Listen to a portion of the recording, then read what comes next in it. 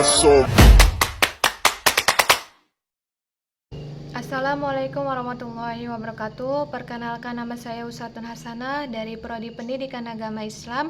Di sini saya akan mempresentasikan mata kuliah Pendidikan Kewarganegaraan, dan di sini saya mengambil satu materi tentang bagaimana hakikat, instrumentasi, dan praksis demokrasi Indonesia berlandaskan Pancasila dan Undang-Undang Negara Republik Indonesia 1945. Baiklah, yang pertama yaitu menelusuri konsep dan urgensi demokrasi yang bersumber dari Pancasila. Yang pertama yaitu apa sih itu demokrasi? Secara etimologis, demokrasi berasal dari bahasa Yunani, yaitu demos yang berarti rakyat dan kratos atau kratein yang berarti pemerintahan atau kekuasaan. Jadi, demos atau kratein atau demos atau kratos berarti pemerintahan rakyat atau kekuasaan rakyat. Secara terminologi, banyak pandangan tentang demokrasi. Tidak ada pandangan tunggal tentang apa itu demokrasi. Demokrasi dapat dipandang sebagai salah satu bentuk pemerintahan, sebagai sistem politik, dan sebagai pola kehidupan bernegara dengan prinsip-prinsip yang menyertainya. Selanjutnya yaitu berdasar ideologinya. Demokrasi Indonesia adalah demokrasi yang berdasar Pancasila. Demokrasi Pancasila dalam arti luas adalah kedaulatan atau kekuasaan tertinggi ada pada rakyat, yang dalam penyelenggaraannya dijiwai oleh nilai-nilai Pancasila. Demokrasi Pancasila dalam arti sempit adalah kedaulatan rakyat yang dilaksanakan menurut hikmat kebijaksanaan dalam permusyawaratan perwakilan. Yang kedua yaitu 3 tradisi pemikiran politik demokrasi. Secara konseptual, seperti dikemukakan oleh Carlos Alberto Torres, demokrasi dapat dilihat dari 3 tradisi pemikiran politik, yakni Classical Aristotelian Theory, Medieval Theory, Contemporary Doctrine. Dalam tradisi pemikiran Aristotelian, demokrasi merupakan salah satu bentuk pemerintahan, yakni the government of all citizens who enjoy the benefits of citizenship, atau pemerintahan atau seluruh warga negara yang memenuhi syarat kewarganegaraan. Sementara itu, dalam tradisi medieval theory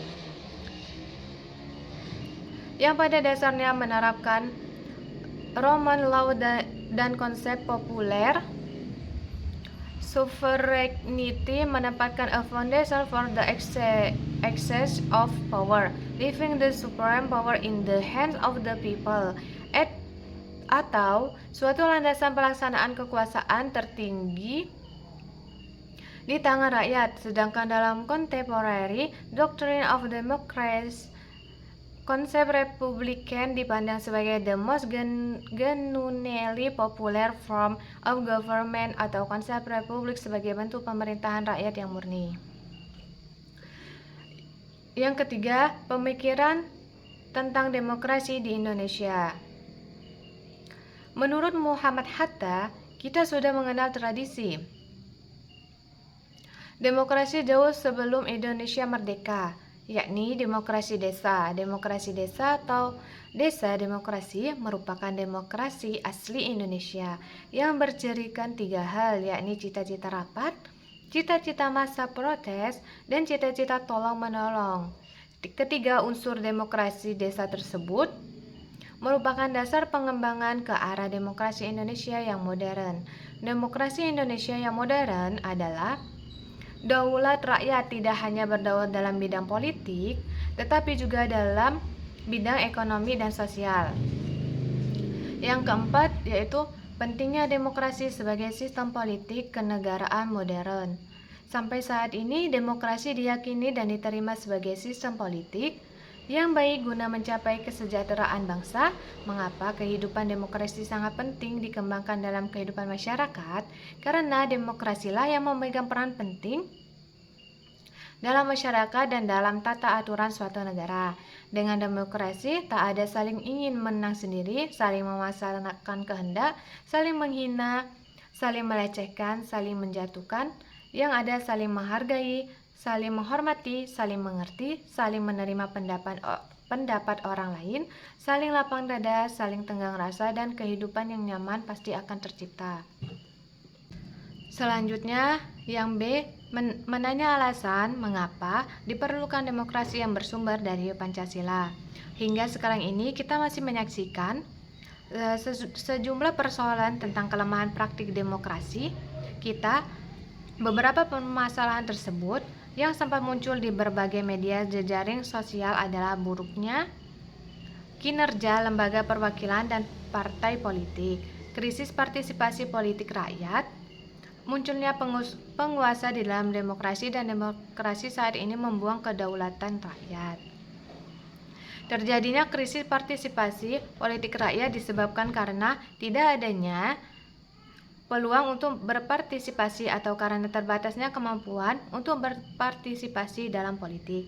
Secara lebih spesifik, penyebab rendahnya partisipasi politik tersebut adalah pendidikan yang rendah menyebabkan rakyat kurang aktif dalam melaksanakan partisipasi politik, tingkat ekonomi rakyat yang rendah, dan partisipasi politik rakyat kurang mendapat tempat oleh pemerintah.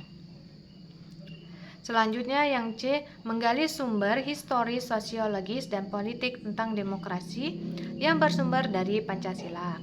Sebagaimana telah dikemukakan Muhammad Hatta, demokrasi Indonesia yang bersifat kolektivitas itu sudah berurat berakar di dalam pergaulan hidup rakyat. Sebab itu ia tidak dapat dilenyapkan untuk selama-lamanya.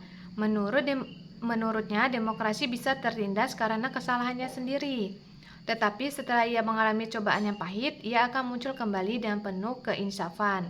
Setidaknya, ada 3 sumber yang menghidupkan cita-cita demokrasi dalam kalbu bangsa Indonesia. Pertama, tradisi kolektivisme dari permusyawaratan desa. Kedua, ajaran Islam yang menuntut kebenaran dan keadilan ilahi dalam masyarakat serta persaudaraan antar manusia sebagai makhluk Tuhan. Ketiga, paham sosialis barat yang menarik perhatian para pemimpin pergerakan kebangsaan karena dasar-dasar peri kemanusiaan yang dibelanya dan menjadi tujuannya. Selanjutnya yaitu sumber nilai yang berasal dari demokrasi desa. Demokrasi yang diformulasikan sebagai pemerintahan dari rakyat, oleh rakyat, dan untuk rakyat yang merupakan fenomena baru bagi Indonesia ketika merdeka. Kerajaan-kerajaan pra-Indonesia adalah kerajaan-kerajaan feodal yang dikuasai oleh raja-raja autokrat.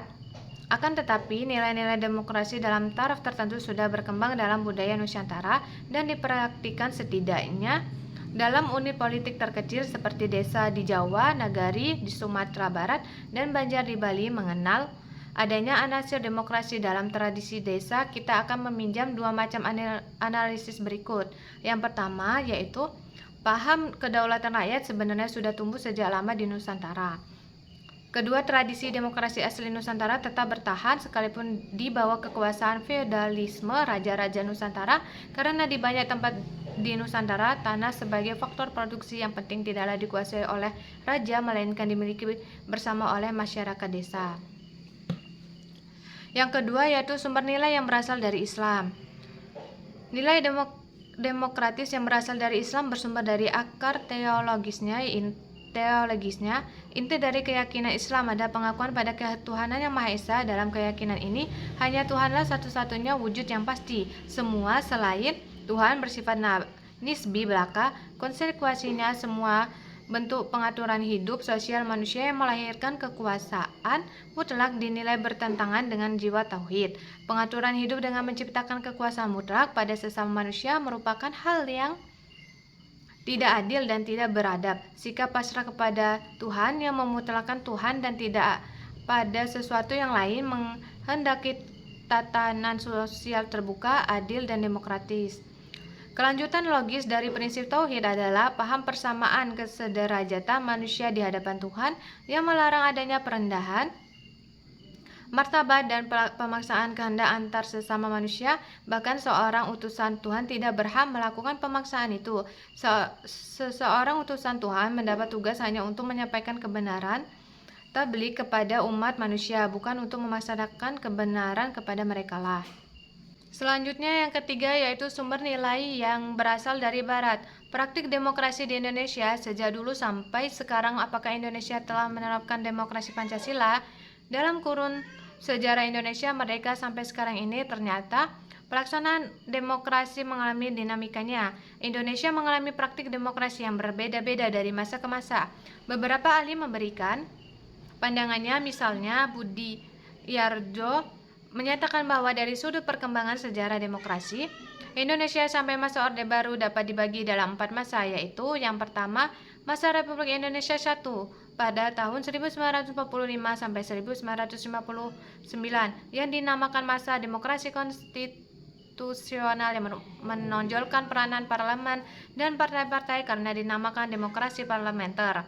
Yang kedua yaitu masa Republik Indonesia II pada tahun 1959 sampai 1965, yaitu masa terpimpin yang banyak masa penyimpangan dari demokrasi konstitusional yang secara formal merupakan landasan dan penunjukan beberapa aspek demokrasi rakyat.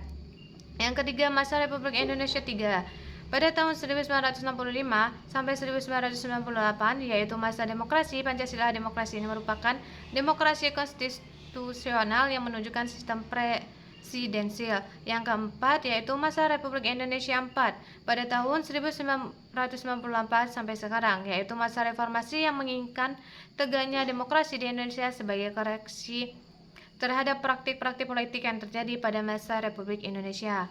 Mungkin ini yang dapat saya sampaikan, kurang lebihnya saya mohon maaf dan kepada Allah saya mohon ampun, dan saya akhiri. Wassalamualaikum warahmatullahi wabarakatuh.